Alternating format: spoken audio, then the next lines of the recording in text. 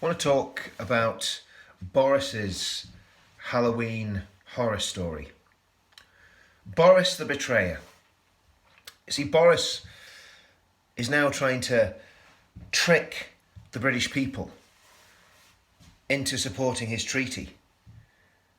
It's a horrific parody of Halloween, trick or treat. Boris has tricked us all and now he wants everyone to sign up to his treaty. Boris told us, he told every single person in this country, we would be leaving on the 31st of October. Halloween was the day that we were going to get out of the European Union. Of course he was lying.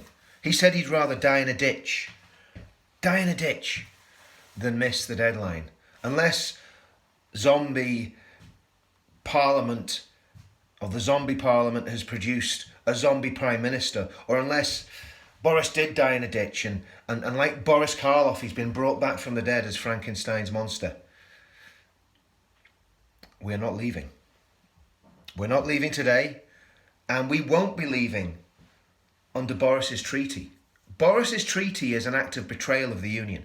Boris's treaty, and I say this to all my friends in England, I've said it the other day, but I want to repeat it again. Boris's treaty will lead to the breakup of the United Kingdom. The anger in Northern Ireland about this treaty is off the chart. And sadly, some people are starting to say they'd rather remain than go with Boris's treaty. Now, I don't buy into that. I understand why they're saying it, and it's a tempting thing to say. But the reality is the mess we're in Northern Ireland is because some unionists, during the referendum campaign, Sylvia Herman, Mike Nesbitt, lobbied their electorate to vote Remain. And that is one of the reasons, along with the Alliance Party and all the rest of the Remainiacs, Sinn Féin, the SDLP, that is one of the reasons that there was a majority for Remain in Northern Ireland. Because the horror stories that were pumped out were not just pumped out by the usual left-wing propaganda machines of the mainstream media, they were pumped out by people who should have known better, like Sylvia Herman and Mike Nesbitt, who are actually part of the problem. And they can wash their hands of it now. And Sylvia Herman can say that this deal threatens the Union. Yes, it does. But remaining in the European Union threatens the Union, threatens the United Kingdom. And that's what we've got to realise. We've got to look at the bigger picture here. Yes, Boris has betrayed us, but Boris has joined a long line of traitors. Theresa the Appeaser, the Remainiacs in Parliament, and the Remain Unionists that should have known better. So I'm not going to change my mind on what I voted in the referendum, and I'm not going to overturn or want to overturn the vote of 52 million of my fellow UK British citizens for independence and sovereignty. That's not the way to fight this. What we've got to do is stop Boris's treaty. We've got to stop the treaty and we've got to push for a no-deal Brexit. That's the only answer. In the UK, the only party, sadly, because of what Farage did to UKIP, that's another story I'm not even going to go into, but sadly the only party that seems to be standing on a genuine no-deal or what they call a clean break Brexit is the Brexit Party. And if I was in the UK, if I was in mainland UK, I would be voting for the Brexit Party. If I was in a strong Leave area with a Labour MP, I'd certainly be voting for the Brexit Party. If I was in an area with a genuine Conservative Leaver, I would consider voting for a genuine Conservative Leaver. But it would be with real caveats. I'd be writing to that MP saying, what do you think of Boris's treaty? Will you vote against Boris's treaty? We're probably in a worse situation now than we were under Theresa May, because the problem is the Leave vote is now split because some people are still foolish enough to believe Boris. Well, Boris is a liar and a trickster. He lied to the people of Northern Ireland. He stood at the DUP conference just a year ago and said he would never put a border down the Irish Sea.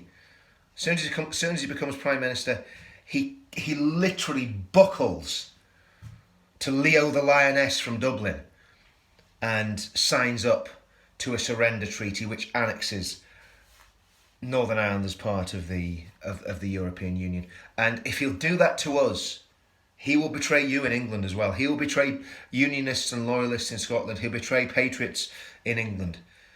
He is not to be trusted. Sad, but that's the way it is.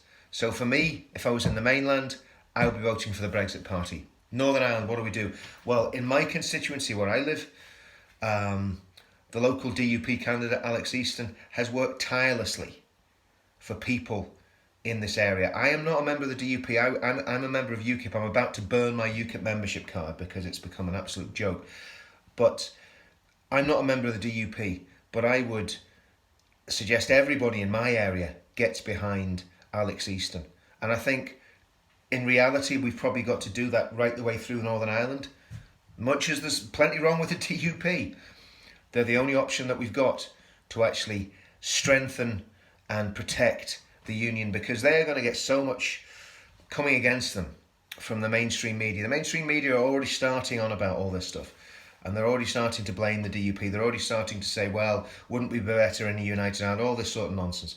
So we've got to stand behind the DUP because they're the only option that we've got in Northern Ireland at the moment. But what we've also got to do, we've got to hold their feet to the fire, and we've got to challenge the DUP to take a stronger stance.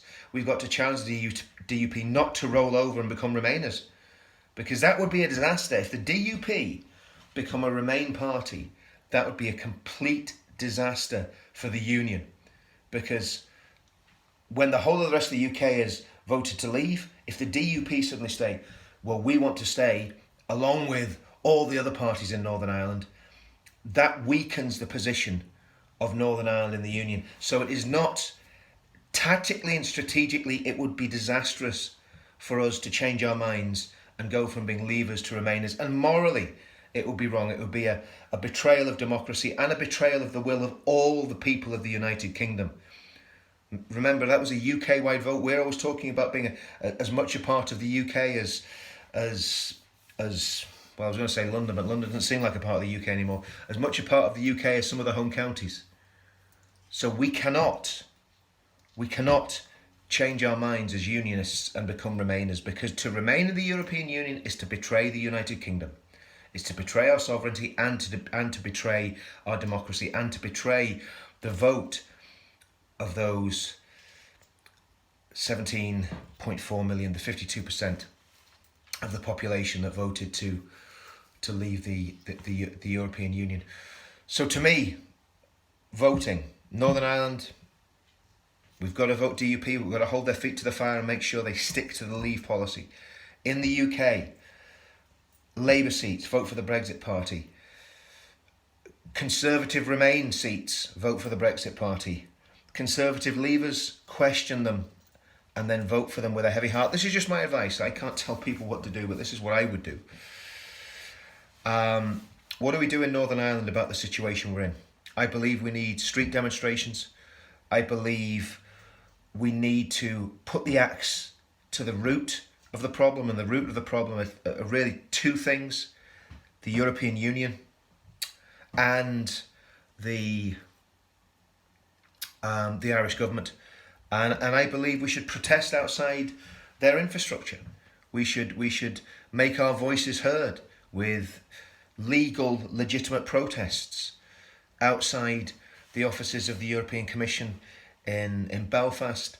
And also, we should seriously think about protesting in Dublin. We should think about having a mass protest on the streets of Dublin to protest about their land grab over Northern Ireland.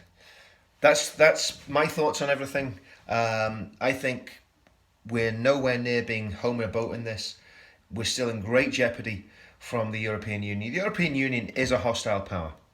I don't care what anybody says. To me, it is a hostile power. And to me, anybody that is siding with the European Union is either a rebel or a traitor. It's as simple as that. You either hate the United Kingdom or you're a traitor to the United Kingdom, or possibly both.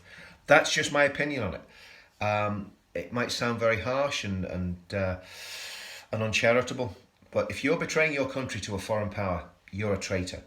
And I believe that Boris is lining up with the traitors, because Boris has done something that none of the rest of them have been able to do. He has split the Leave vote. And that will cost the Leave cause very, very dearly, unless we act very, very smartly in this election. And we can act smartly, and we can, as a people of the United Kingdom, make sure that we get a Leave majority in that parliament. I don't believe that Farage and Boris Johnson are going to have a pact. I think they're too far apart. And if they do, there's something really dodgy about Farage as well.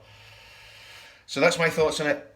Votes, legal street protests in Northern Ireland, legal street protests in England, legal street protests in Scotland, legal street protests in the Republic of Ireland.